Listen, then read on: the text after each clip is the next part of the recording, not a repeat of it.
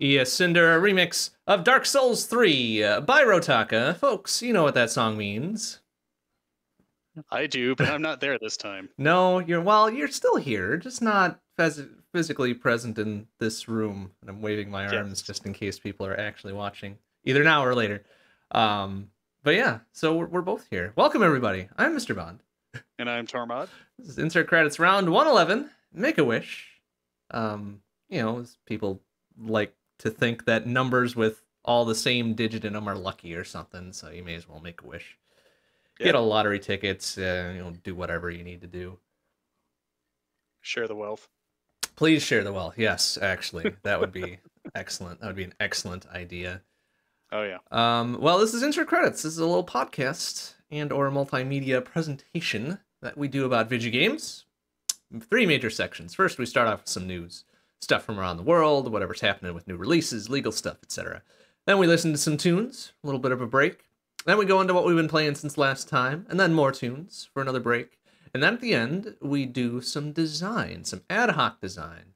Live here on the show with different stuff that we don't know until we actually start the thing. Like, we haven't prepared any notes on it or anything. We used to do that, but not anymore. We found it to be a little bit more dynamic and fun when we do it just time of. But yeah, that's Insert Credits. We've been doing this for now 111 times, so I think we're on a pretty good roll here. I got distracted by the new release stuff. I said that like 30 seconds ago. What the hell? Yeah, I know, but then it happened in chat, and then I was like, oh yeah, Best Buy's going to put my pre-order away because I can't get there before the deadline. So, oh, what's the deadline? Oh no. It's Thursday the 18th, and we get back on Friday the 19th. Oh, damn it. Well. Oh, yeah. That kind of stinks. Well. But I'm going to see if I can give them a call and give them the sob story. But we'll see. Because I don't even know what Best Buy did with their pre-release thing where they included something, I guess, but it was after the fact. So, like, I pre-ordered it as soon as I could. Uh-huh. But then they added something afterward, and I don't know what the something was, but I do have it. So I don't know. I just... Oh, good gravy. I want to play the game, and I can't. But that's okay, because none of you all can play the game either while the show's on, so haha. I mean, you say that, but... I say that, and I really hope that people at least halfway pay attention to us, damn it. Well, that's assuming that I'm paying attention. Like, that's a really bold assumption, first of all. I was going to say, what, did you turn one of your 4 monitors into the Switch display, or what are you doing? Look, hey, you can't see all of them, actually, so one of those could be true. Damn it. Or I could have set up, the whole, oh man, what year was Speed released? Like 91, 90 or something? Where they run the camera on a loop with a VHS tape and whatever. I could be doing that too, which would be pretty impressive, honestly, but no. Yeah, I mean, all you have to do is keep gesticulating wildly, and then people will totally believe it's you. Look, sometimes I'm an active speaker, okay? I'm not even there to see it this time. I know, right? Oh, there's the delay. Nice. Okay. See, we can do things. We can do things with the magic of technology. Even though we've both agreed that it was a mistake. So anyways, around the world, not yet. We've got some housekeeping to do. Round 112 will be June. June looks like June 16th. Yes, I haven't set the invite out yet. Don't worry. No, it's calendar. Okay. I just really liked the transition from around the world to crap. Right? Around 112. Hey, look. All right, I thought that was pretty well executed. I really did, but no. Yeah? I did mistakenly go right into news instead of the housekeeping stuff that we normally do. So round 112, 16th of June looks like. Is that still kosher for you? Yes, because the 9th is Remby's graduation. Ah, congratulations. As I found out recently. All right, well, very good. So yes, then the 16th. And then 113, haha, another magic number, sort of. Looks like the 14th of July. Yep, seems good. And then I guess we can go for 115 then. That's looking like either 11th or 18th of August. Either one of those is fine. Or we could push it out another one, I don't care. Let's do the 18th actually, because I'm going somewhere on the 23rd for a week, and I don't know where. Oh, well, very good. Okay, so that And it's precludes closer to that my one. birthday, so that way I could be like, "Hey, guilting True, people, listen to the true, damn show." true enough. Yeah, I mean, this year yours falls about the middle of the week that following week, so it's kind of hard to get it exactly on the day. But Yeah, it's kind of weird when they're in the middle. But hey, I have another tangent real all quick. right, I mean, why not? We've already like had two or three. What's All another right, one? good, nice. So 113, I know why it's significant for you, but two things I just randomly ADHD remembered. One, that is the port for the Ident Demon. Mm-hmm. Yeah. Mm-hmm. And two, that is the exit on Highway 41 that brings you to Rosendale, at which there is a porn shop on the corner. Excellent. You needed to know. I'm, that's probably the one thing I'm gonna remember tonight. So, mind is weird and shit. Like, porn shop, exit 113, got it. All right, There you go. The porn shop exit. That's how you know. permanently filed away to be recalled at probably an inconvenient time, or maybe a convenient time, depending on how you want to look at it. Depending, I mean, if you ever have to drive north on 41, I guess. Right? See, you need a quick pit stop to do the needful. And there you go. Perfect. Mm-hmm. And that was 2 points, right? You said two things. Yeah, I think so. Okay, I think very good. probably. Any other housekeeping? We just did the scheduling. I don't think there's anything else to do. No, probably not. All right, very good. We're Then, still we still need to actually do the songs. Like I haven't even started looking for new oh openers yeah, for Blizzard no, yet. I haven't either. Like Okay. it's definitely on the list of things to do, and that list is exceedingly large. Eh, And we gave ourselves till the end of the year, so we got plenty of time. that's true. I can procrastinate. Right? We probably shouldn't, but we're going to. Who are we kidding? Yep. hmm hmm But yeah, all right. So now we're ready for Around the World. Some news, lots of news, in fact. Today being a release day for a very large title. I will not mention said title because I'm pretty sure you're going to cover that. hmm But other releases upcoming and/or just recently. This week on Monday, the 8th of May, Darkest Dungeon 2 released. Ooh. Darkest Dungeon, pretty critically acclaimed title from Red Hook Studios. Deep Lovecraftian horror, etc., like as true a roguelike with a K, as you could probably get with a more modern game. This is a game I played a lot of and enjoyed very thoroughly. Number 2, having just been released, is more of the roguelite with a T. And it appears to change some of the gameplay elements just a touch. Same excellent visual and narrative styling. Same narrator, voice actor, Wayne June. Does an excellent, like, grizzled, sort of oldish man, but very good narration. I had to hold off real hard in starting to play it this week, of course, because it kind of fell on that weird time in between my games where I was like, yeah, I could use a new game to play for stream or whatever. And that was this Monday. I was like, I don't really want to play it the same day, so maybe next week I'll start it. But it is out, and I've heard very good things about it, and I'm anticipating it very highly too, because I expect it to be a good game. And if it's not, I'm going to be disappointed, but I think those hopes are probably well placed. Fair enough.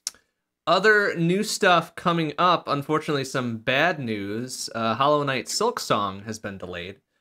It was originally slated for the first half of 2023, but they've announced an official delay for it now. No new time window has been given, which, fine, whatever.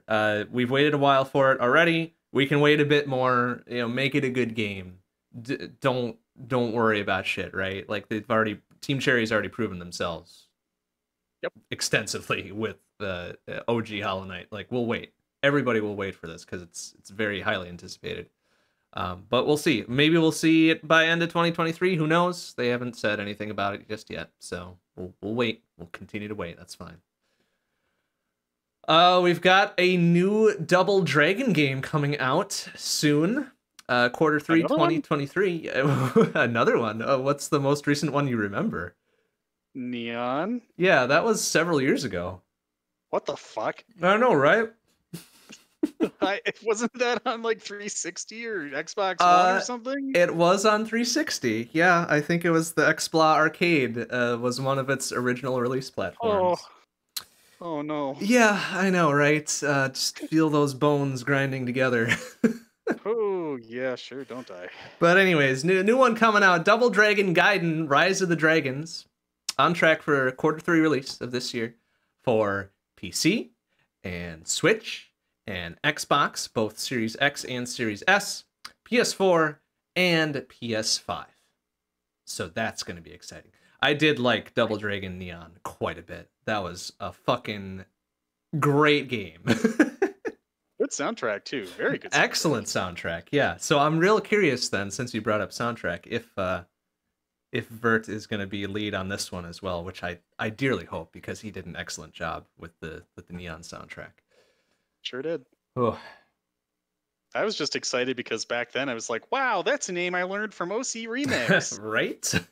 How cool is it that whatever, yeah. That people are growing up and have like music on significant titles now? That's pretty rad. Yeah. That's very cool. But yeah, so quarter 3 2023 for Double Dragon Gaiden: Rise of the Dragons. I don't know much about the visual style. I think there was some mention of it being kind of chibi-ish, like sort of, like the shorter, squatter characters or whatever it happens to be. But do anticipate that to be rather fun, because Neon was great, and they seem to be on a good track record for Double Dragon games. Do you know if we're getting Bimmy and Jimmy back? Oh, we're definitely getting Jimmy. I don't know about Bimmy. Billy's gonna be there, but who cares about Billy? I just want Bimmy. There's actually been announced 13 characters that you can play as, so I would imagine Bimmy has to be in there, right? You would think. All right, that would be good. That would be real good. Bimmy and Jimmy? Just remember this stupid angry video game nerd bit about that, and it's still funny as hell to me. But that's it for new releases that I know about so far. Well, until we get to your stuff, of course. So I'm sure everybody remembers the whole merger between Microsoft and Activision Blizzard and all that, right? About how it's going to hasn't happened. Yeah, it's going to perpetually be a source of news for us. Guess what? There's a couple more news items about that. The UK's Competition and Markets Authority, the CMA, actually blocked the merger, at least if they have any hope of doing business in the UK.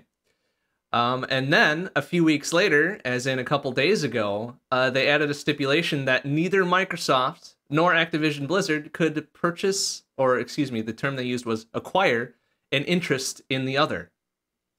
Oh. Yeah. So that's a super no. That's a pretty hard no. Especially with that additional stipulation tacked on after the fact, too. So, interesting. Very, very interesting. We'll see if that torpedoes the entire deal, where they won't bother going through with it at all, or if they will still do it, but just not do business in the UK at all. And woo! Man, I don't want to be either of their legal departments. I mean, I wouldn't want to be them regardless of this, but phew. This might actually be coming to a head, and that would be nice. Yeah, I'm kind of sick of hearing about it. On the more positive end of things, we've got the 2023 inductees into the World Video Game Hall of Fame. So, the new ones this year, 4 of them. The Last of Us, a very popular narrative game, so pretty much no question there. Wii Sports. Yes. Also no question there, really, considering that was the extremely popular pack-in title for the Wii's release, right? Oh, yeah. You know, glorified tech demo, though it was maybe sometimes, it was still reasonably fun in its own right. Bowling, especially. I like the tennis one, even though it was murder on the wrists. That's okay, though. Barbie Fashion Designer is in there now. Was that like a 90s PC release? That was a 90s PC release that allowed you to design clothing for your Barbie dolls and print them out. Wow. I remember Very seeing that in Best Buy. right. It was very popular, very well received, sold a hell of a lot. It's, not surprising. And then the fourth one, Computer Space. 1971 arcade game credited as the first ever commercially available video game.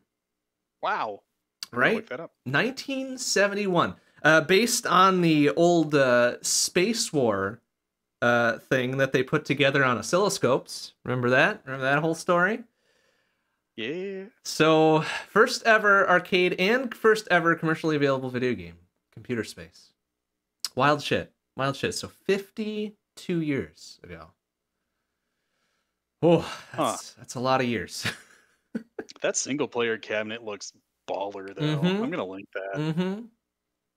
It looks neat. That's all like shiny and blue. Yeah, that's definitely of its era. Like, people think this is modern and cool and this is what the future is going to look like type stuff, right?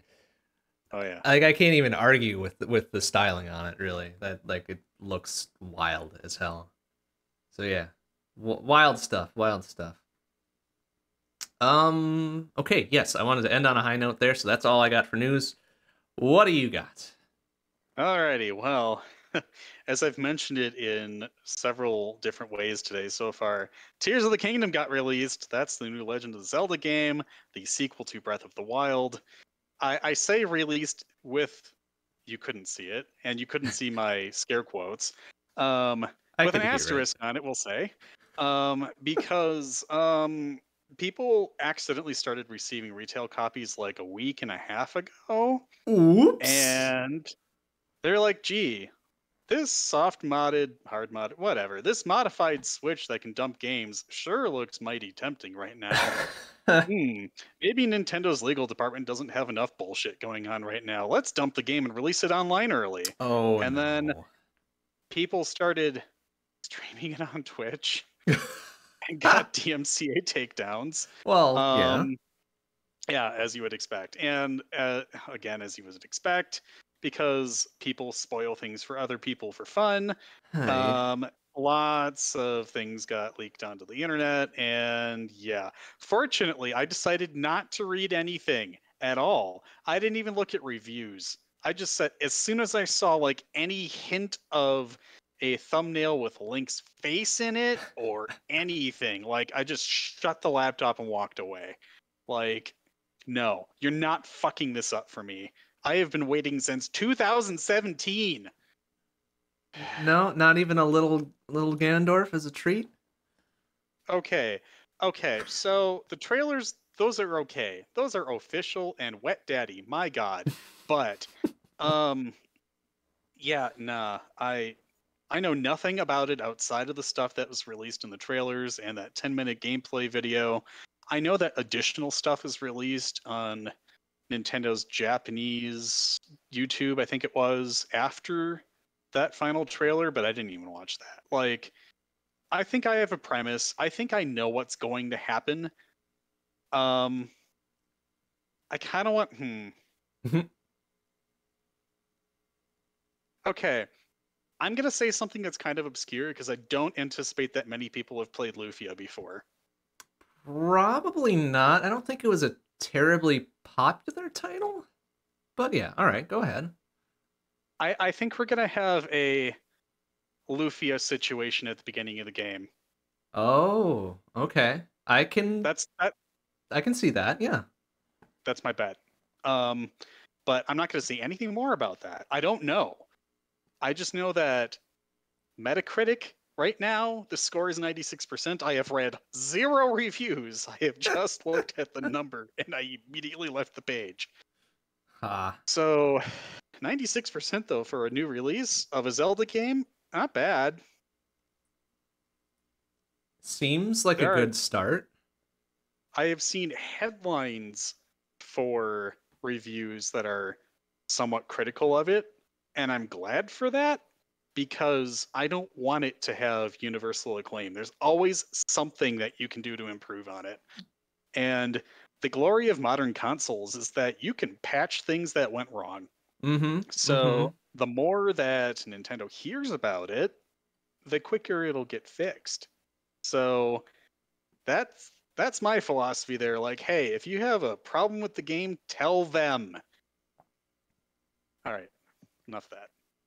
My game is sitting back in Madison, Wisconsin, on the east side at Best Buy, and it's been sitting there since 7:10 this morning when they said it was ready for pickup. Oh, it's so lonely. It is. Yeah, so as of a couple days ago, we learned, hey, you want to go out to Colorado? And by you, I mean Vlad, to work on an actual spaceship. Holy shit, yes, please. Yeah, so yeah, we just kind of packed up and left. So kind of forgot about that release, kind of forgot about the radio show. Well, Yeah, ultimately we're both still here, so you didn't forget about it for true. long. That's true. Yeah, no, I like as I was packing, it was like, Oh crap, that's knew, this week. Yes, exactly. I was like, the radio show and the game released on the same day. I like that was in my brain, but for whatever reason, like I didn't think it was this week yet. I thought today was still going to be the 5th. Oh, yeah. So Okay. yeah, I was like, ah, shit, I got to call my. Wait, I already called my sister for her birthday. Ah, crap. Yeah, that was the moment of realization right there. So yeah, Tears of the Kingdom. Please enjoy it for me. I'm not going to look at anything at all until I can hopefully pick up the game. I have to call the Best Buy and like give them my sob story. Like, please don't put it away a week after you told me to come pick it up because I'm just getting home the next day. So yeah, I really want that game. And yeah, so I'll be giving them a call. But I'm very excited. It's a new Zelda game. Okay, happy with that. So, more Nintendo things real quick. They have formally announced that they will not be making hardware announcements before this time next year. And by this time, that was what was said in the article, it's April of 24. So, cool. People can stop speculating on the Switch Pro for the 27th time now. Oh, that's not going to stop them. Are you kidding? Whatever. So, as much as I would be interested in a next generation Nintendo console, I have to think like we're at a really pivotal point right now. And this is going to kind of go into my next hardware item here. Asus is releasing their ROG Ally, which is a direct competitor to the Steam Deck that runs Windows. And that hardware will be releasing on the 13th of June for $699. I mean, Steam Deck can run Windows too. Like it doesn't by default come with it on, yes, right. Of course, but and it's not recommended and etc. But all right, so the ROG Ally ships with Windows 11, and it comes with a new APU. So as soon as Valve and AMD got together and started talking about like, hey, what can you do? What's the sweet point between performance and not literally having it melt out of its case and having a decent battery life? Like they did all that stuff 2 or 3 years ago when they were in the planning phase for that. So This new APU is called the AMD Ryzen Z1 Extreme. And that's a chunky fucker. So let's look at those specs real quick here. And I'm not sure if they're using a customized version of it or not, but there are some specs out there. So, this thing. The platform is amusingly handheld, which that actually by itself says something really interesting. We're now in an era where this form factor of device is ubiquitous. There are tons of manufacturers making these things. Many of them are not successful, but the Steam Deck sure was because it had a big name behind it. That was Valve. Now, Asus, with their ROG line of various gaming things, because Republic of Gamers, that's another big name throwing their weight behind things. And they have some pretty good looking hardware. The Z1 Extreme is significantly better than the processors in obviously the Switch and the Steam Deck. So this thing has 16 threads. Its base clock is 3.3 gigahertz. It's got a 16 meg L3 cache. That's all fine. It's 8 cores with 16 threads, so it's using hyperthreading. L2 cache, 8 megs. It can be configured between 9 and 30 watts of TDP. With all of that in mind, guess how fast this thing can go without overclocking? Without overclocking? Yes. Just normal factory, this is what we let it boost at without any customizations. Let's say 3.8, 3.9? 5.1. Oh, holy shit. So Ooh. inside of this APU is 12 cores for graphics. I'm fairly certain that's RDNA 2, but I don't know. Let's see if I can pull up the full specs here instead of just the teaser sheet. It just says 12 cores for graphics, but okay. I'm gonna look this up real quick because this is kind of pertinent to what I want to talk about. So let's see. It's worth noting at RDNA. this point that, yeah, it's positioned as a direct competitor to Steam Deck, right? And by all spec sheets and probably practical testing blows it out of the water. And Steam Deck is already, what, year and a half old? Maybe a little bit more? And that's based on Zen 2. So, yes, little perspective, but yeah, I can understand how this might be very exciting. Okay, so this is Zen 4, and I've just not been paying enough attention in the last few years because everything's costed too much money. It says RDNA 3 in it, so okay. We're already dealing with massively newer architectures on both the graphics and the compute side, and holy fuck. Wow, yeah.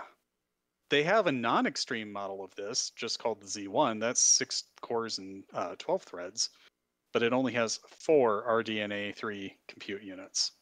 As opposed to 12 on the extreme, right? So, I mean, the thing that's going to be inside of this handheld can just wipe the floor with what's in my laptop right now, let's be real. And it can be configured between 9 and 30 watts, which is a lot better than a laptop chip.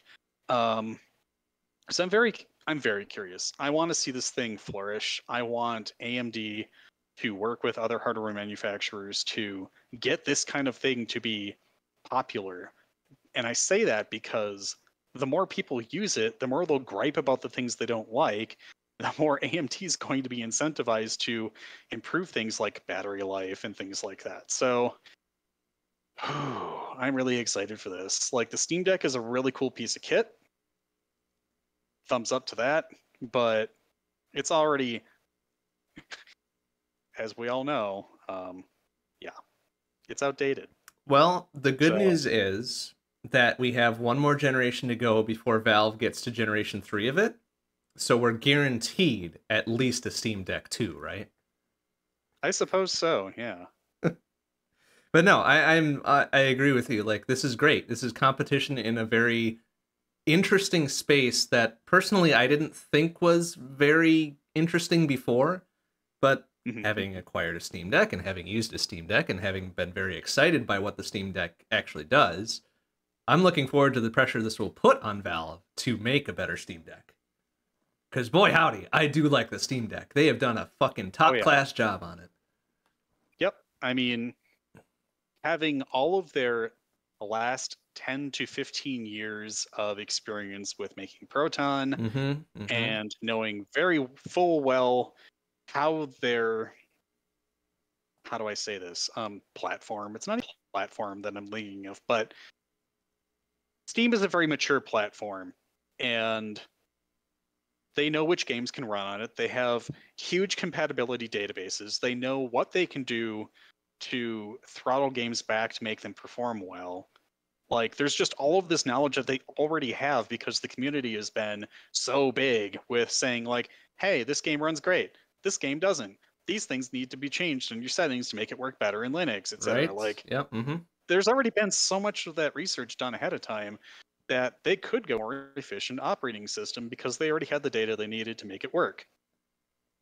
So, yeah, I'm very excited. I haven't even considered putting Windows on my Steam Deck yet. I think I'd like to at some point just to see what the performance hit is, but I think it would be really interesting to compare the Windows performance of the Steam Deck versus this thing and see just how dramatically different it is. Right. Yeah. Because once you hit the hardware side of things pretty hard, which it sounds like this, what do they call it now? ROG Ally, right? The ROG Ally. Right. Once you hit the hardware side pretty hard, then you got to start considering software too. Like, Yep. and from what I've heard initially of this Ally is that the software, the overlay on it is kind of holding it back a little bit, which, Yep. I'm That's what I've heard too. trying not to be super smug about it because, Windows 11 ha ha ha ha type stuff, but I think that's a place where the Steam Deck really does shine. Their integration with, and not necessarily big picture mode, but the whole Steam OS integrations they've done with it, has made the experience quite good.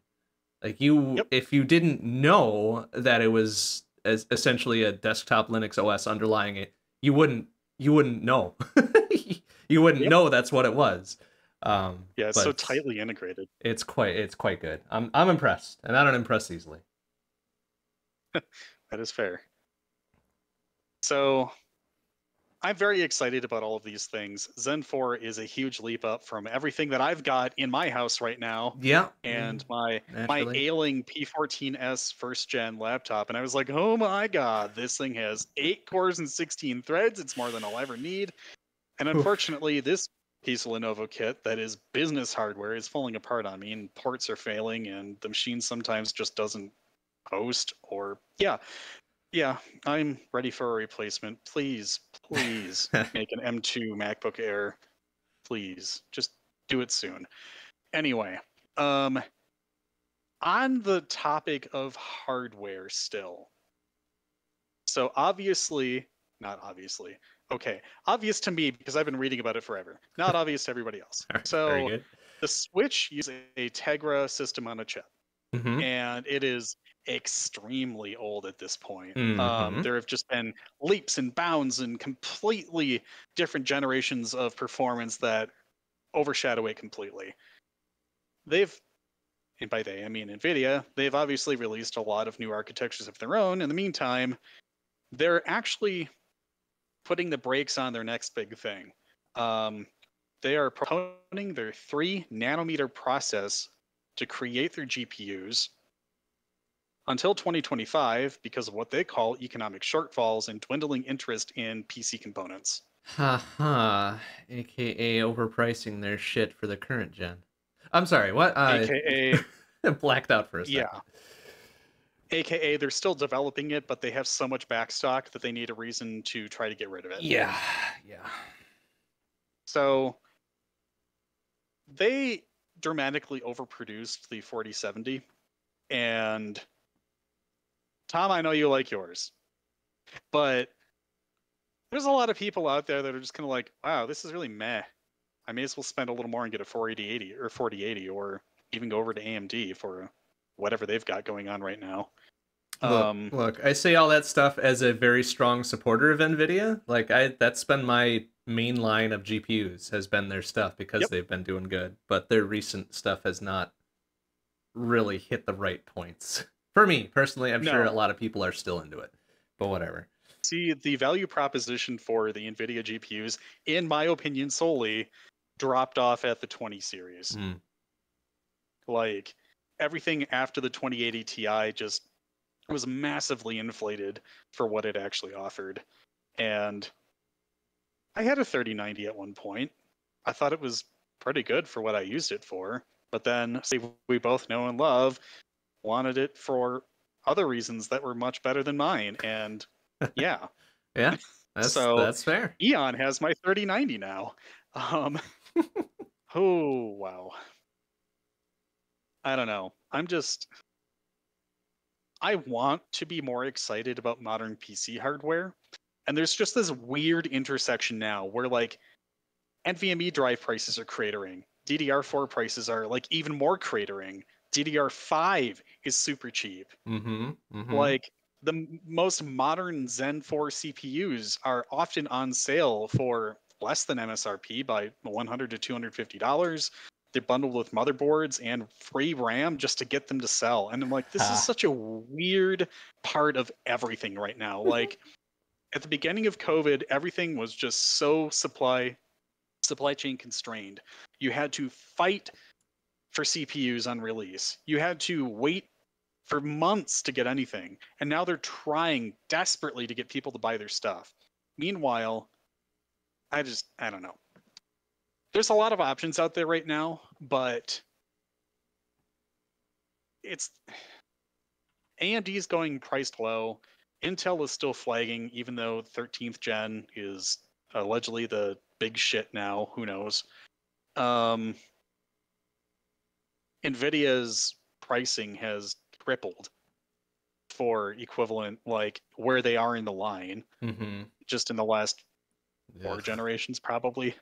I don't know. Like everything just seems like it's really off, and it's not friendly to enthusiasts.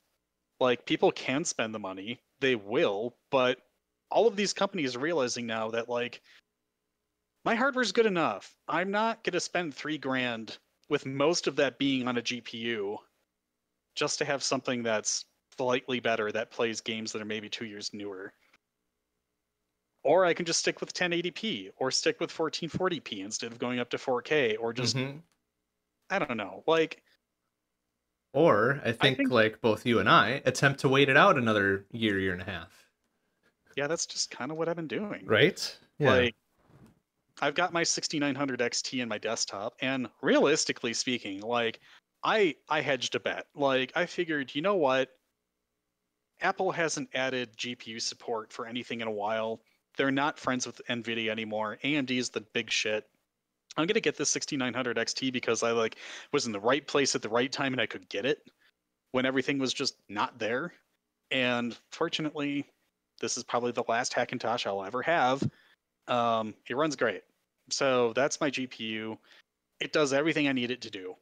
Like I have a 1080p 360 hertz monitor just because I wanted to try out like what does a super high frame rate monitor look like. Right. And it runs it fine. I'm running 3 displays right now, I think. 4K 60, 1080p 360 and another 4K 60, and everything is just fine.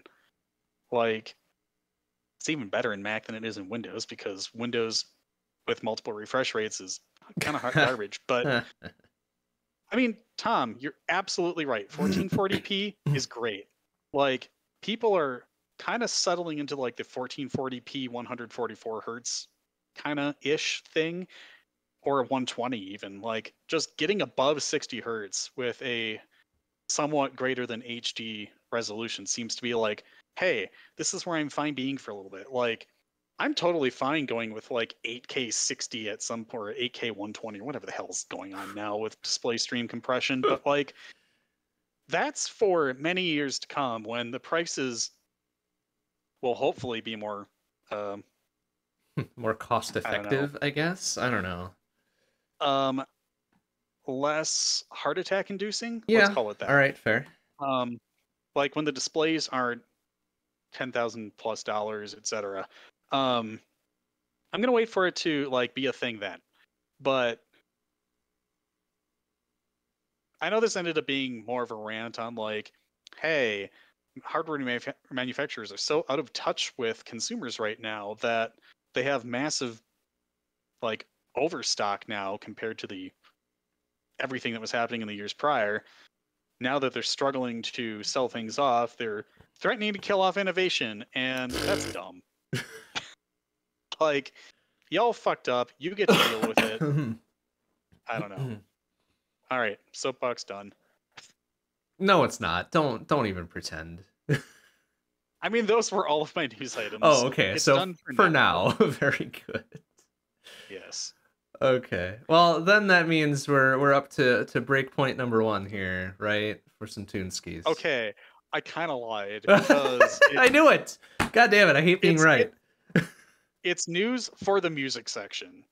So, OC Remix released a Final Fantasy VIII album entitled Seas of Pandora.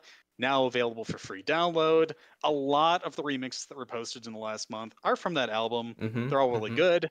I wanted, okay, so like the format that I do for getting into the meta right now for my music is I like to start with something chill, go into something kind of grungy or provocative for the second thing, and then finish it out with something higher energy. Typically, that's my formula generally. I liked everything that I heard from Seeds of Pandora. I didn't play Final Fantasy VIII past the first disc, and I'll go into that rant some other time. But yeah, so Longing for Horizon is the first song tonight. I really like it. I know it's kind of low key, but Celtic instrumentation without necessarily being a super Celtic style is really cool. And I love that crossroads. So we're going to start with Longing for the Horizon by Zach Parrish, E. Jesus, Sheik Acevedor, Ian Martin, and Kestrel Girl from Final Fantasy VIII. Lots of names there. Going into Swallowed by the Woods by Vijay Vander Vijden. I don't really want to screw that name up. I just cannot figure out how I would say that. Jerkavid and PIT game music from The Legend of Zelda Breath of the Wild. And we're going to end this section with First Jumps by Bean Jammin' from Super Mario World.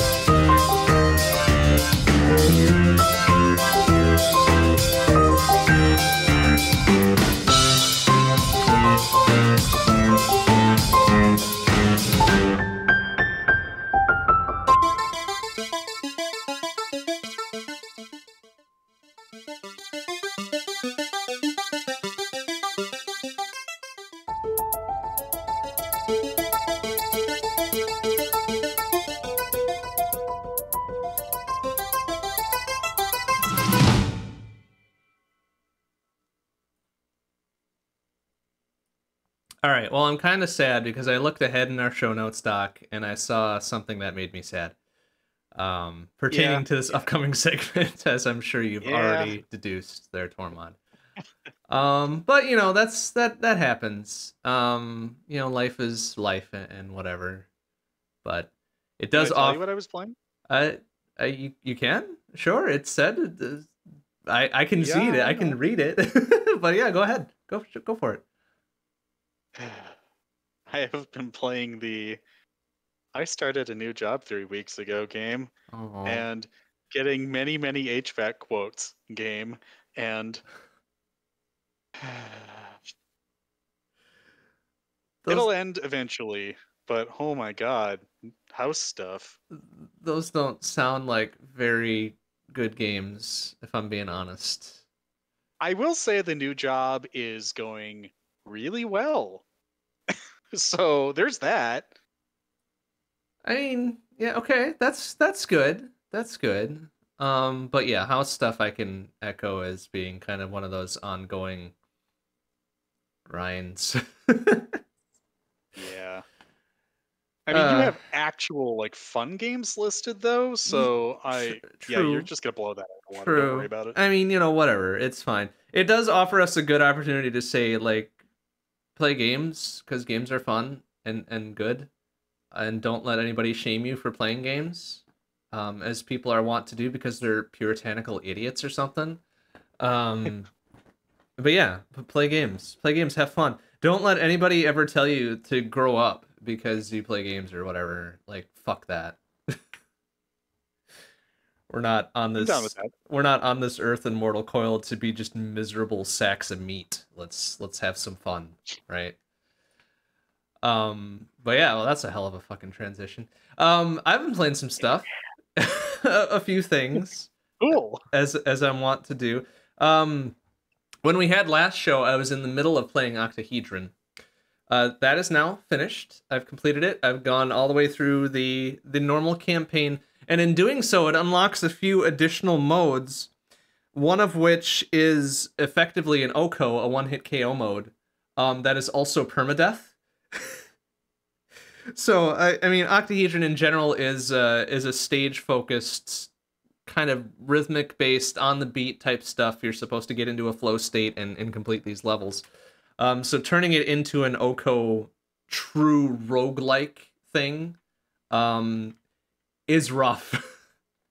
Is really a rough time to do things. But I'm proud to say I made it through about 4 stages before getting my save file deleted because I was on that mode. So you know, that's the thing. There's a couple slightly lesser punishing modes too. There's some that restrict the number of quote-unquote lives you get during a level, where you just restart the level instead of deleting your save file, which I attempted to do as well. I got through like a world and a half or so before the end of time, of course. But it was overall a very fun game. Very cool. Interestingly enough, it was a Square published game, Octahedron. Yeah, so it was like impressive to see like a huge, what I consider to be a huge name label behind something like this, because it's very much an indie developed title. Like it was had that flair for good gameplay, shockingly as it may seem, and lesser known names on the development side or whatever, but then published by Square, which was fun. Of course, naturally that meant that when I put my archives up on YouTube for it, you know, the copyright claims come in. It's like, fucking, come on, man. Like, I just want to post this stuff for people to watch and enjoy. And it's like, whatever. Yep. But anyways, a very fun game. Finished up with it. After that, I started up on Lone Ruin. This was a game that was sort of half and half recommended to me, and then half and half not recommended to me. Okay. by our mutual friend Kenny. Mostly from his experience with it early on in its cycle, with some visual accessibility issues, which I will mirror. Like there was definitely some visibility issues with it, but it has gotten better, I think, since his initial forays into it too, which I enjoyed it very much. It's a twin stick sort of isometric view, with a fixed kind of downward sloping camera angle on what could be considered, I guess, an arena shooter a little bit. Okay. It was quite fun. It was a little bit, I think, shallow in terms of gameplay. It was definitely a very quick cycle in, do your stuff for like 20-25 minutes and retry it, right? Sure. But I still had a good time with it for the week and a half, 2 weeks I spent on it. So recommended, I guess, from my perspective. The aesthetics were very cool. Like, for some reason, I'm on a like limited color kick recently, for like, you know, 16 colors or 8 colors or 4 colors or stuff like that, as a total color palette. Which people are, wow, with those restrictions, people can do some really wild stuff, very creatively. So. And it looks great, and plus it's got a little chunky pixels too. I'm a fan of chunky pixels. Unashamedly so. I love it. It's great stuff. Yeah. But Lone Ruin was fun. I'm gonna continue to play it off stream too, just to see what else there is to it. But after that, then I kind of went a little bit back in time and played another game by the same developer of Lone Ruin, Cuddle Monster Games, called Hell is Other Demons. This is an action platformer, sort of bullet hell, but sort of not, which I'm having a little bit more fun with, actually, than Lone Ruin, because it punishes hubris, and I'm a very hubris-filled person. I do take risks, and I don't do the safe defensive options or the heal options or whatever. But it is extremely fun, and I've still got another at least week's worth of it to go this coming week. So Hell is Other Demons, very fun, very fun game. Very nice. This is the one that's down to 4 colors, a 4-color palette. but it's so smooth. It's wild what they can do with it. It really is, and I envy any sort of artistic soul in general, but I envy even more any artistic soul that can make shit like this in 4 colors. All right, I'm gonna look now. Yeah, it's good. You should look at it. Plus, the soundtrack is really baller too. Does the name Soul Eye sound familiar to you at all? I'm actually kind of curious. That's a legit question. Tormod. I want to say so. Yeah, I don't know where from. he was the guy that did the soundtrack to VVVVV. Okay, I gotcha. And he's got some stuff in this Hell is Other Demons game as well, which instantly recognizable. I love it. So good soundtrack too. Even if you don't play the game, pick up the soundtrack. It's beautiful. But that's still ongoing for the next week, maybe a little bit more, because I'm an idiot. And yes, I do forget that I have a dash function. Thank you, Firetron. Thank you.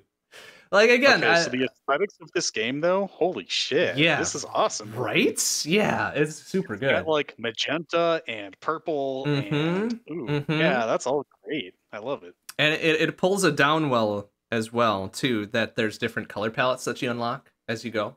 Sure. That you can choose. That explains some of the other screenshots. Okay. Very cool.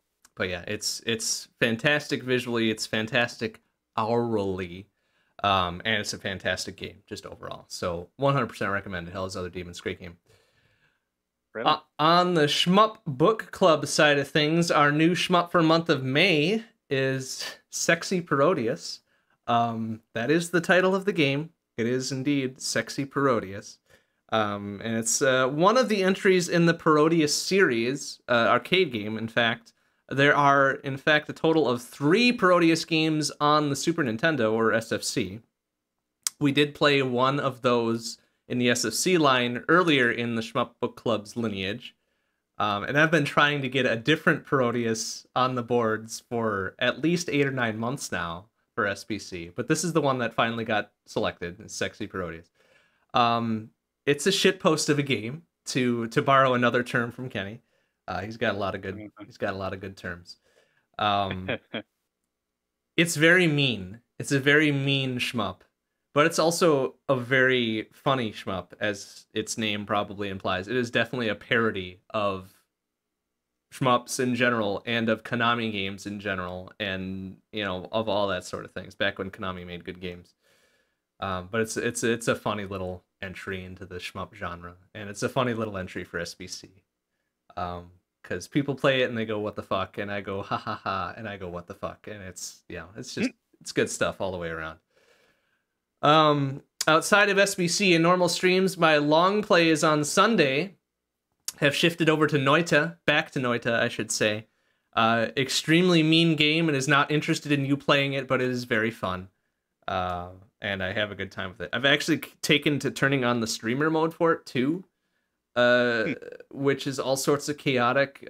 People that are watching and in chat can vote on certain things to happen during the game, many of which are negative happenings that make things even more chaotic, some of which are good, like giving you more health and stuff like that, but most of them are bad.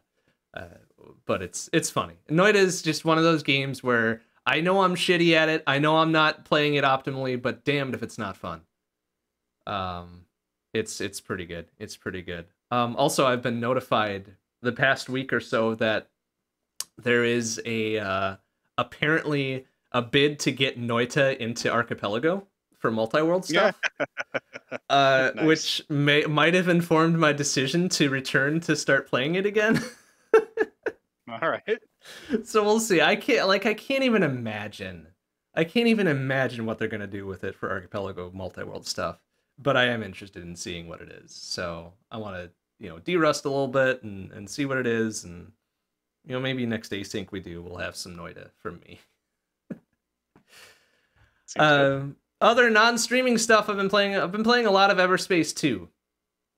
This was recently released a month or so ago. I've made it through the mainline campaign now, about 50-ish hours in. That's been it's a very fun game, and I've done my share of doing some of the side missions and stuff too. So I'm kind of looking forward to the new game plus or the post game content or whatever the fuck happens to be there. So I'm going to be playing that for a long time coming, I think, too.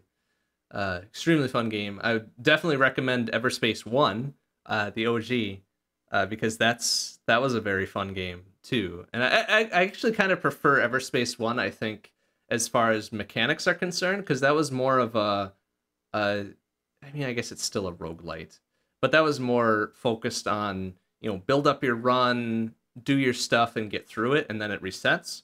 Everspace 2 is very much a full-ass RPG, where you build up your stats, you build up your equipment, and then you do your stuff. And you don't reset after every couple hours or whatever. But I don't know. It's hard to say which one I prefer more. I think mechanistically I prefer Everspace 1, but from an overall presentation perspective, I think I prefer Everspace 2. Just because it's a little bit more cohesive. But, whatever. Both are very fun games. Go play Everspace. Go buy Everspace. Good games. Good games all the way around. I think that's it. I mean, there's some other stuff I've been playing in between, Steam Deck and whatever, but that's the most I can remember for now. Good enough.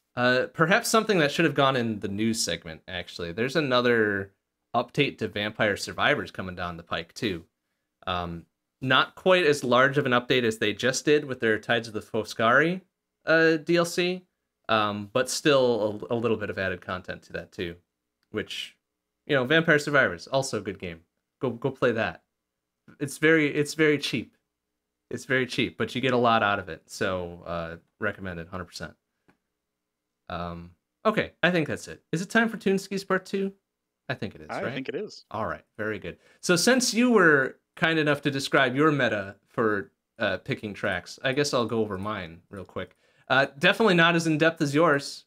I typically tend to focus on less than 5 minutes per track and something that doesn't sound super weird. those are probably right. Those are the two criteria, and I tend to skew away from anything with vocals in it too. Just as a matter of personal preference. I mean, I love instrumental stuff. You can't don't even. I love it. Yep. But yeah. So so let's start off with a remix from Mario Kart 8 entitled Yoshi Race Love Mix Version by Kirigan Obardo and Kiana, followed by a remix from Super Mario Bros. 3 entitled Iseland by Rockos, and then finishing off with a remix from Donkey Kong Country 2 by Tesori, DP Music Man, Evan Carville, Kenny Jr., Marimba Matt, Mayuik, Silfur the Jackal, and Xander, entitled Green Glade Groove.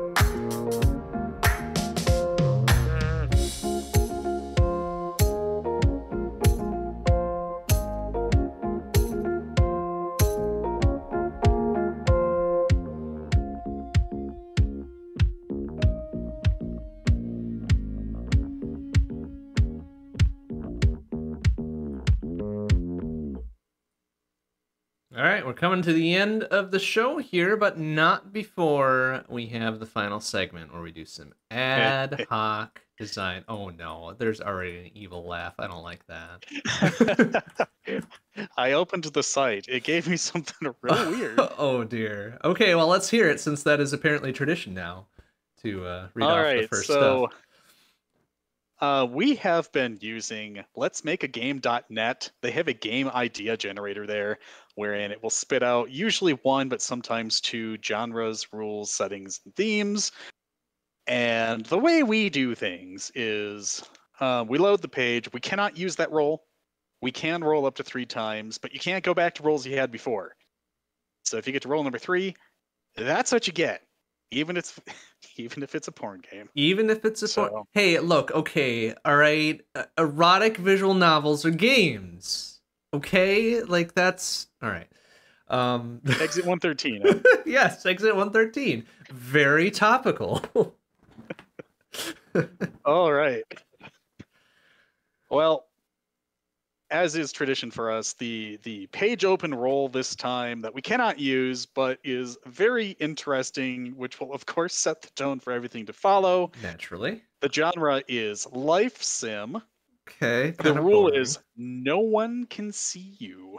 All right. Well, hope springs eternal. The setting is utopia. Okay. And the theme is Battle of Wits. Huh. You know what game this is? No. Roller Coaster Tycoon. That's... yeah, okay, I can see that. Yeah. Yeah, that's not a bad assessment. I mean, most of the Tycoon games, I guess, could be considered that, right? Dino Park Tycoon. They had Dino Park. Didn't they have like Train Tycoon or something too? Like, oh yeah. Crazy. Yeah, I mean,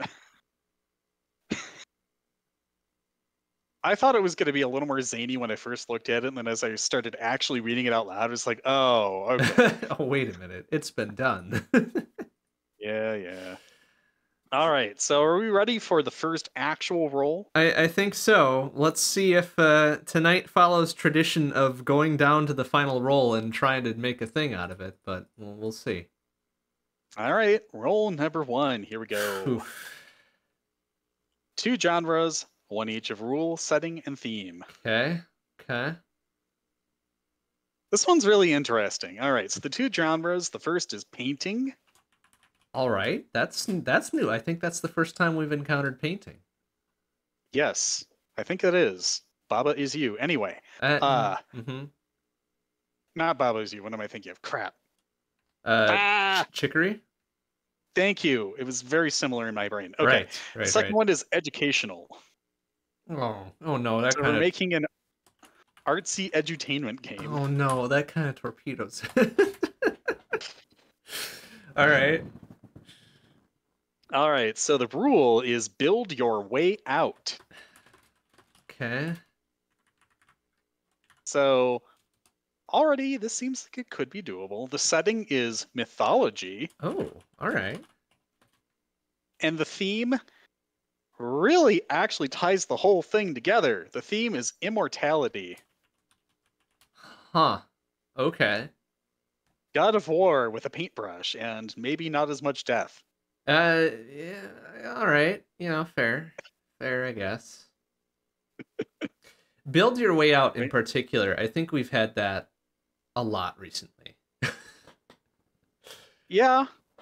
It might have even been a role that we skipped last time. This is definitely the painting version of Scribblenauts tied with completely overthrowing the Pantheon. Yeah, this is Apotheon. Minus the educational part, probably. Interesting. You know, like it's doable. All right, let's not kid ourselves. It's doable. We could do this. I'm not particularly jazzed about it though. Sounds good to me. Okay, cool. Roll 2. Survey says, ooh, again, 2 genres, 1 each of rules, setting, and theme. Okay. Okay. The first genre is virtual pet. All right. Okay. The second genre is puzzle. All right, okay. The rule is entire game on one screen.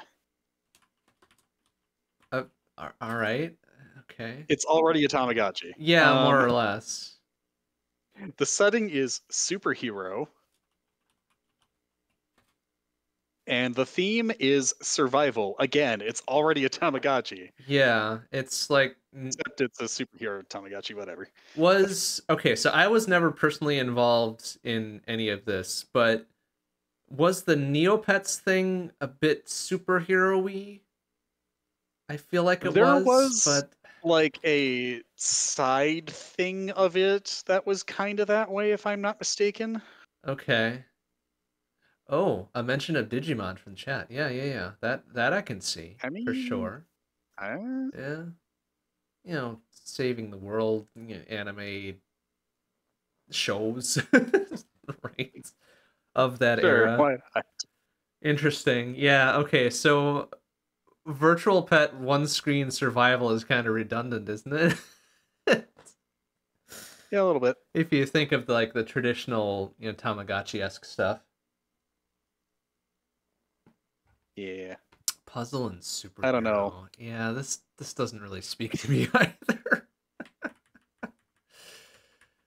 All right. Well, oh no, as was predicted, have we we done are it going to roll again? number 3. Oh no. Yeah. Okay, well, hey, we are nothing if not principled people, so let's see what we got. All right.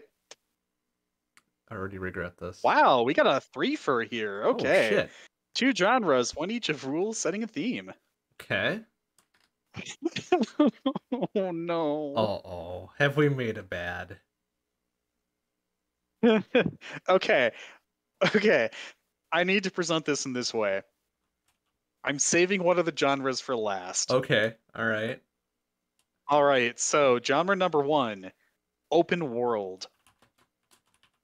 Okay. All right. Pretty standard. The rule is color changes everything. Oh. I kind of like that. The setting, alternate history. Okay. It's another one we've had a lot of recently, but all right. And the theme, overcoming of fear. Okay. I am kind of concerned about this second genre drop, though. Oh, we're going to have to see how far we can bend the definition of this word. Oh, no. You ready for this? Yeah, I got no choice. We're down to this. You were just doing it. Did we roll an erotica again? No, Oh, typing. okay. Oh, good. Typing? Yes. What the F? The typing of the dead. Ah, no, but somehow open world. Yep. And color related, apparently. Color changes everything. So it's Super Mario teaches typing. Yeah? Except we need to figure out how to make open world. Because it is an alternate history of Mario.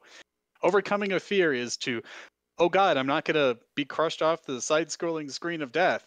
Color changes everything, tells you if you've pushed the right key or not. Okay, yeah. Yeah, okay.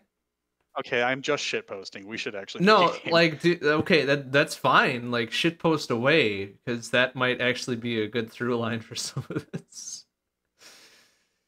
Okay, so, like, I have a suggestion. Okay. So, alternate history is really easy to do if we use one of our past games as a base. Which one? That's the question. There are several dozen at this point. Yeah.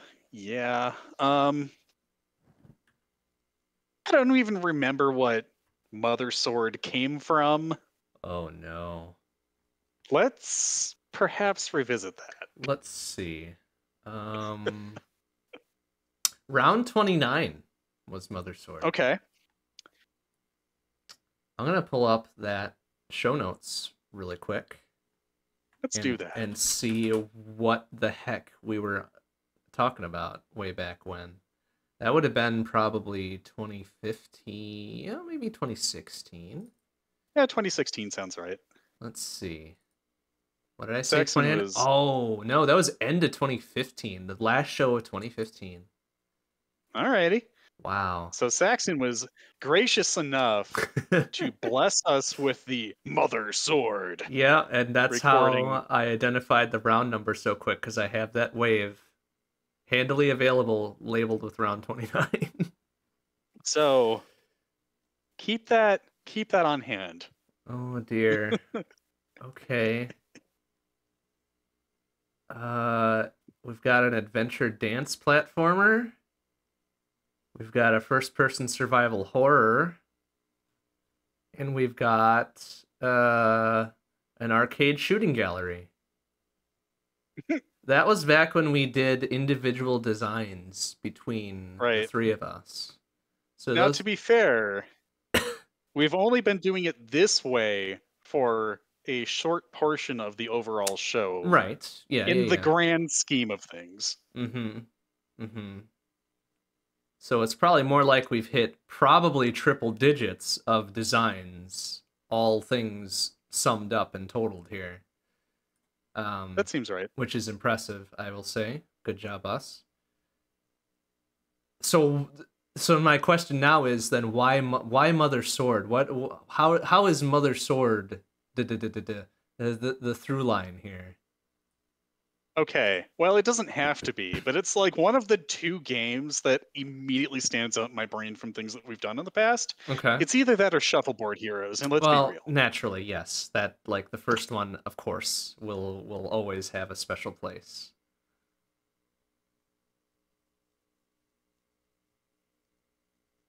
We don't necessarily have to use either of those, but they were the ones that we've talked about the most over the years. Yes, of course. I mean, I think thematically, of course, Shuffleboard Heroes being, I think, the first one. Maybe. Actually, now I'm curious if that's actually true. It was one of the first ones. It was definitely one of the very early ones. I'm inclined to say it was the first one, but I could also be incorrectly thinking about. No, this Shuffleboard Heroes predates insert credits. Really? This was one we came up with during Seeking Infinity when we were covering sports games. Right. Okay. Yeah. Yes. I was wondering, why would Kiernan have provided us fan art for something? Because I had to have been like 1 year out of college at that point. I think. Yeah. Yep. Okay. I remember this night. Okay. Cool. You remember when you had the black light with the glass and we would draw on it with markers? Yeah, that was a vibe. Still have all of those. Yep. All right, now I'm just getting into reminiscing about things that are not game design. Sorry. All right. Well, I was trying to find like where in the lineage of Seeking Infinity this Shuffleboard Heroes was from, but I'm failing. So just know that it predates 2015. Seems good. Which is many years ago. Okay. It is 0 Hour Productions hot lore. Extremely hot lore. Yeah. Oh, actually predates 2014 probably, because we started insert credits in 2014. Honestly, this would have probably been 2010. Yeah. Or maybe 2011. Maybe. That sounds more right. You have the fan art. You can look at the date. I can also look at our site and find the sports episode. Let's see here. Some of these titles were terrible. I'm just gonna say that right now. Man, that's and a lot of them don't have anything to do with what we talked about, which is still true today, if we're being honest. But I was gonna say we came up with our brand very early on. Yeah, for sure.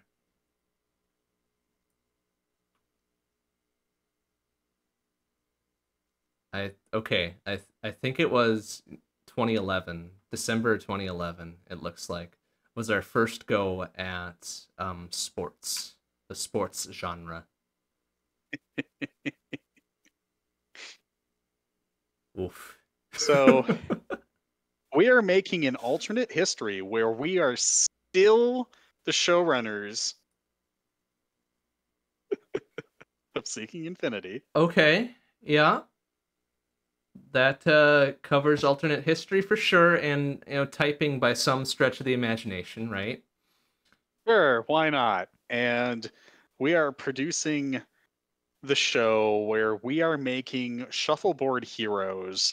I am interacting with people via IRC at that point, I'm fairly certain. Okay. And this very predates Twitch.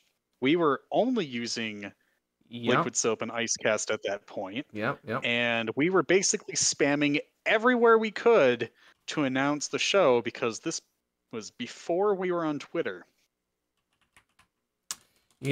I'm curious that's I know this is alternate history and all, but this might have a through line with actual history. I'm looking up presently, when did Justin TV become Twitch TV? Ooh, that's great. Justin TV was founded in 2007. Um and it wasn't called Twitch until 2014. So Okay. this is within real world history, even though we're treating it as alternate history. You know, it's fine. This is fine. Everything's fine. Oh, sorry. The detail here is that while Justin TV still existed, they separated their gaming section to Twitch TV in June of 2011. Okay. So we're still within our rights here, I think. I think so. Okay. All right. Anyways, weird trip down memories lanes for a bit there. Oh yes. But okay, so if I've got this correct so far, we're making an alternate history game about ourselves. Yes. Trying to make shuffleboard heroes. Back when this was first conceived in December of 2011, we think. But actually, though, implementing it. That was 11 and a half years ago. I know. Oh, gosh. We have been producing various content together since we both moved into southern Wisconsin. So, wow. Yeah. Yep. Uh-huh. Is All right, that sounds great. Is that long enough ago for an alternate history remake, do you think? Yes. I think we've exceeded most thresholds of remakes and remasters for modern games, so we may as well indulge in it a little bit, right? I need to see if I can find the show notes. Unless you could be so gracious as to link me. That is too far back where we did not have it in our Drive and Docs folders, but it is still on the site. And ooh, okay. The particular one I'm thinking of is in the single digits of content IDs on the site. Okay, so know it's early. I'm actually kind of curious now if we have a matching one. It's Journey 1 Episode 5 is the one I was looking at. Oh, I almost got it right. I guess Node 10. Oh, it's Node close. 8. Yeah, it is Node 8. I'm actually holy shit. Really curious now. If we didn't start the design until okay, it's Journey 2 Episode 5 actually. Oh damn. So was it? That would have been July 2012. Node 32. Okay, just hold on. Yep. We're very off the rails now. Okay, sure. Node 8. This was December 16th of 2011. Mm-hmm. It was Journey 1, Episode 5, Quintuple Bypass. I'm pretty sure I named that one. Probably. So That was our We first were journey when we were going through each genre to discuss them and from a design perspective. yes. But we didn't start designing for those genres until the second journey. Okay, that is true. Um, we used actual OSTs for our intro. Okay. Did we? We used the Super Mario Kart theme, apparently. Oh no, I don't remember that. It says that the intro background was Soyo Oka, Super Mario Kart from the Super Oh Mario Kart shit. OST. And I was shouting out Kiernan, 006, Right, you Sleet, are. all Oh of my these house goodness. pets people that I haven't thought about in years. Wow. That's cool. I mean, this We have is no site housekeeping. the Wow. no, we didn't do. Oh well, that particular one, right? That was when we Yeah, had yeah. different sections of housekeeping. My goodness, this is all important What? to the lore of our Shuffleboard Heroes remake, by the way, for this design. So we're still on track. This isn't a rant or anything. Holy shit. The Galaxy Nexus was just coming out. Android 4.0 was announced. Mm-hmm. Humble bundles were things we cared about. Right? They were still doing good stuff back then. Uh-huh. Wow. Yeah, just like, oh yeah, we ended on Rainbow Road from Super Mario Kart OST. Nice. Yeah, so it was about 2.5 hours, just like our normal shows. Cool. Yeah, Um, roughly thereabouts. that's been the cadence forever. All right, I'm gonna move ahead to Shuffleboard Heroes now. Oh, the art. Yes, Mm-hmm. rated M for mature. Mm-hmm. Mm-hmm. Holy cow. Okay, so still shouting out house pets. Oh, Boris and Natasha didn't have their first child yet. Really? Yeah, that's far enough back that yeah. Huh. Okay. Well, I was still working at that job back then. Um, wow. Okay, cool. Oh no. Final Fantasy VI Remix album Kickstarter pulled. No. All right. I'm Well, kidding. Wait. I, The I, 3DS XL is coming out. right?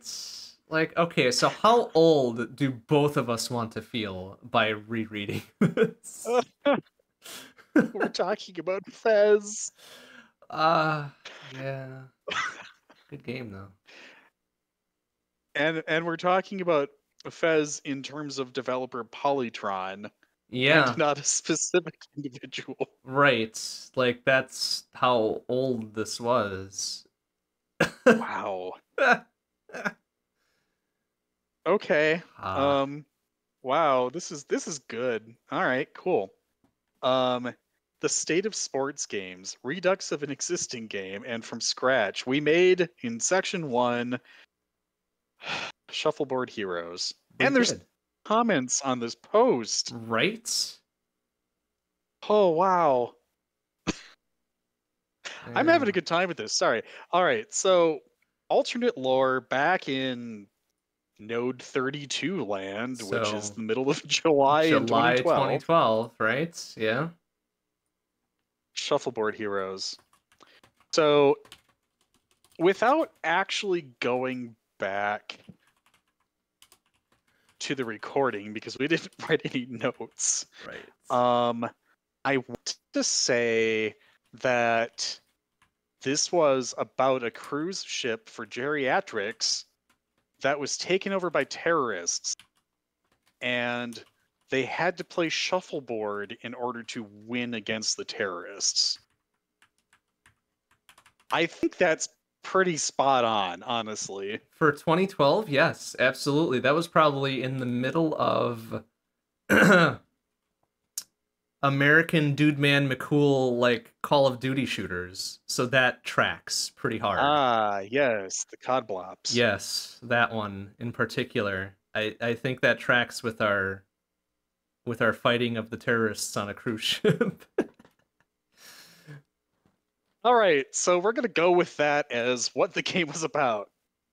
So now we need to decide if we're going to change the premise of the game. So one thing to point out real quick And I guess I'm technically breaking the fourth wall by doing this because we are the alternate history of the game we are self-producing about ourselves. Right. This is very meta. I mean, why not? This is the first time we've done this. In all of these years, the first time. We've never gone back to remake another game, and we've definitely never done something about what we're actively doing right now. True. Yeah. So, just saying, this is not a gimmick that we frequently pull. This is the first time. I mean, and we kind of have to at this point. And this isn't the actual game though, is it? This is about us designing the game because we have to cover the typing, right? Or are we actually remaking Shuffleboard Heroes? I'm just reading 006's comment here. Oh no. We could give Canadians some of my homemade wine. I've got enough so we don't have to buy liquor. Could give it so that they make the game Shuffle Royale. Return of the Broken Hip. Oh no. Wow. This is when Battle Royale games were really becoming a thing. Was it? That sounds too early for Battle Royales to be a thing. I can't think of why 006 would make Shuffle Royale a thing. I think it was Royale just because of the whole Canadian-esque thing. Maybe. I don't know, man. I just work here. Oh no. Oh no. 006's comment made it for us. Battle Royale games existed back then. Oh, fuck.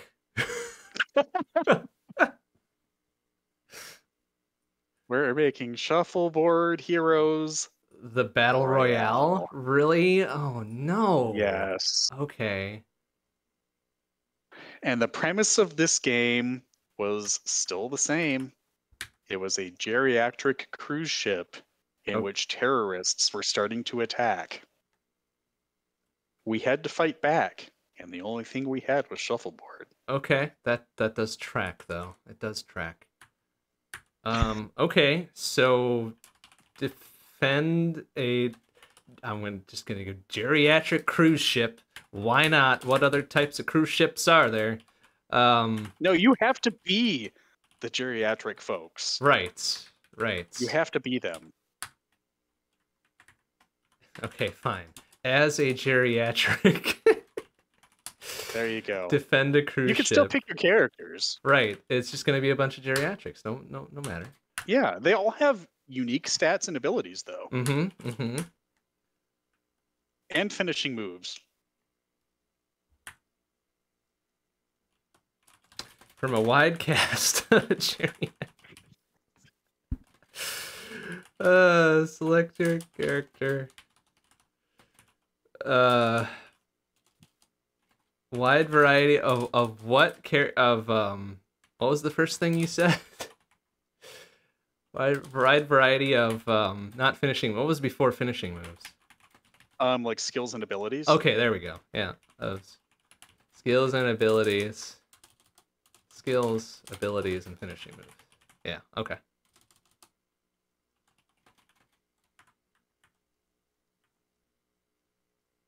All right. Good. I mean, obviously, we've got... what?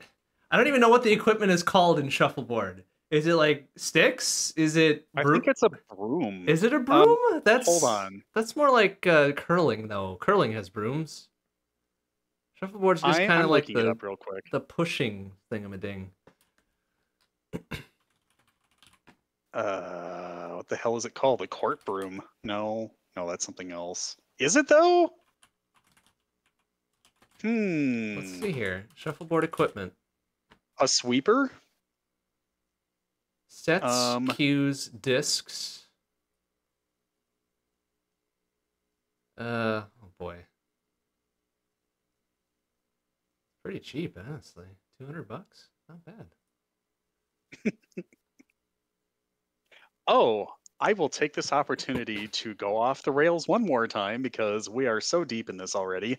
My new job has Shuffleboard, except it's the tabletop version. Like, oh, okay, like the bar kind with the type sand stuff. Yeah. Okay, yeah. I don't know why they do, but they do. I mean, hey, why not? Ooh. They are cues. Shuffleboard Yeah, they're called cues. cues. Yep. Interesting. So you use cues to push around discs. Okay. All Yeah. right. That's good. That's good stuff. The terms of the game. Discs. What is there anything else we can slam in there? I mean, cues and discs, that's about it. That is about it, isn't it? Ooh. You do have to make sure that you maintain the quartz. Right. So, So wax and powder, it looks like. yep. Okay. Those can be weapons. Yeah, So can they sure everything can. else in here. Ooh, this is good. Oh I just, no. How did I we thought come of a across finishing this? move. Yeah. I thought of the name of a finishing move, the hip breaker. Oh, ouch. That sounds very Yeah, painful for them. yes, exactly.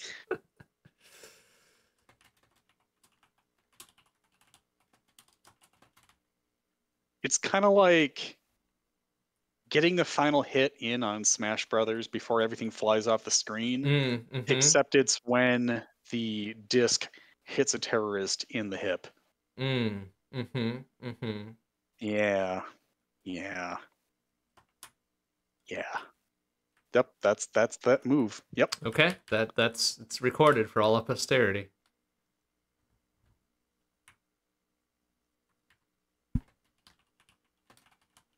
Uh, this is great. This covers 3 things of the 5 that we need to cover. Wait, there's 5? Yeah, there's the 2 genres, the one of Oh everything my god, else. counting is really hard. It really is. So, like, by a very large stretch, we've covered type-in. Open world is pretty covered. Alternate history is covered. Color changes Okay. everything, and overcoming a fear. Well, I guess we could call overcoming a fear covered if we're fighting terrorists, right? That's the whole deal. Honestly, yeah. Okay. And ooh, oh, I have an idea. Okay. Okay, so battle royales, they typically close in. Yeah. Mm-hmm. So the board that you play on is the map, and you score points by where they are on the board when you hit them. So as everything kind of chinks to the middle or wherever it is, the colors change because the point values will start coming in. So all of the zones are smaller. I see. Okay. Yeah. Where are we dropping? Yeah. Hopefully in the middle with the smallest score ring to get the biggest scores. Seems Oh right. boy. Um okay. So, all right. So, from the very start of a round or whatever, are we always focused around the shuffleboard? What is it called? A deck, a play field? What do they call this thing? I would say it's a court. It's a playing field. But like, Okay. okay, let's be real. So like this is a large cruise ship. Right. So your different maps can be the different gymnasiums where they have shuffleboard. Okay. Okay. Oh, that's actually not bad either. So where are we dropping? Literally, you can like choose where on the ship you want to spawn at and then decide how you want to go about playing the game based on your character's strengths. So you'll go to the appropriate Okay. gymnasium in order to do battle there. Because they'll all have different traits. There. Cool. I don't want to I don't want to call them Pokemon gyms, but it's in the name. Right. Okay. Certain types of moves will be more effective, etc. Okay, so as the map starts, you pick a quarter arena to start at, right? And then as it Yep. progresses, you choose to move to different areas to suit your selected character's traits, I guess. I'd say so, yeah. All right, that sounds good. Um, what was the whole thing with the color changes everything? Okay, The map so shrinking and colors changing and higher scores, and that's about what I got out of it. But I'm envisioning this like, you remember was it the Frisbee dog game? mm-hmm. Like, the more accurate you were, they were in certain color zones that determine how many points you got for the catch. Yep. So, like, as the map shrinks, those zones get smaller and start to come in closer until you're in the final zone. And everything is still there, but the colors are moving with you because the colors represent the different point value zones. Right. Okay. So as the map progresses, the score zones shrink to make it more difficult, etc. Yeah. But Okay. because they're literally shrinking colored regions, then the Right. colors are changing. Yeah. Uh-huh. Uh-huh. It's we'll allow it. We're already stretching the definitions of many of these things. It's fine. As we do.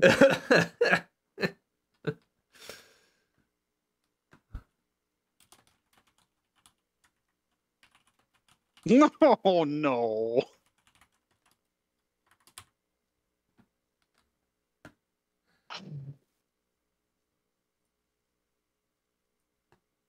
I just happened to look at the name Hell is Other Demons, Huh? and I kind of want to make Shuffleboard Royale : something is other demons. But I don't know what something should be. Something is other team. Wait, the the second half is other demons, or did you mean to do like Okay, so something is other shu- whatever?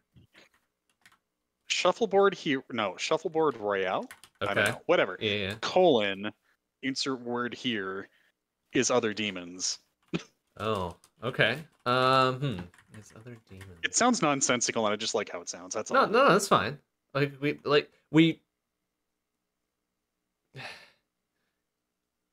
We consistently have issues with coming up with names. So as wild and off the rails as this has been, I'm okay with using that as a starting point. I love it. All right, cool. Is other Ideas are demons. flowing. Okay. Hmm.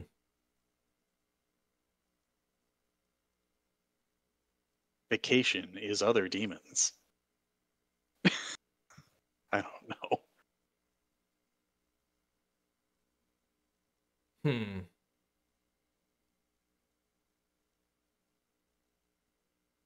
Hmm. Leisure. Leisure is other Yes, I demons. love it. I was Love it. trying not to Yes. do vacation or like relaxation or something that's too many syllables, but Yeah, leisure leisure is is other perfect with demons. 2. Yeah. Yeah. Shuffleboard Royale, leisure is other demons. Sold. That's absurd, but I love it.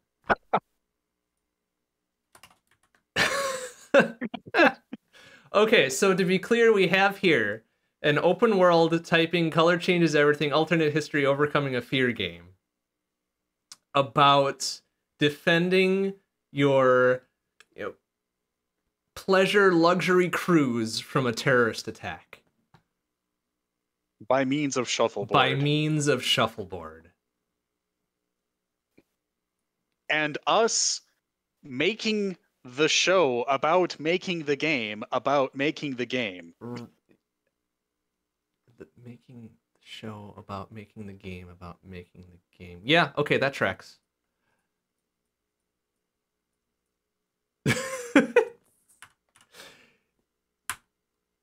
This is ridiculous. I know, it's the best. It is kind of good, isn't it?